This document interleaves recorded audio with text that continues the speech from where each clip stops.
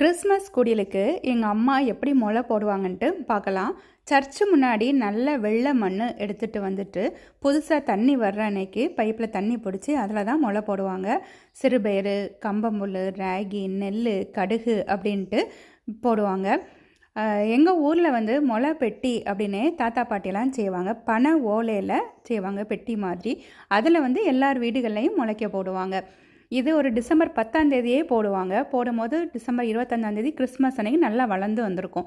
சின்ன வயசில் அது ஆர்வமாக எவ்வளோ வளர்ந்துருக்கு அப்படின்னு டெய்லி பார்க்குற போதே அவ்வளோ ஹாப்பியாட்டு இருக்கும்.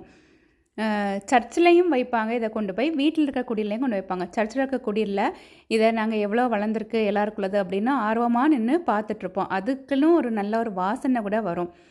அது ரொம்ப நல்லாயிருக்கும்.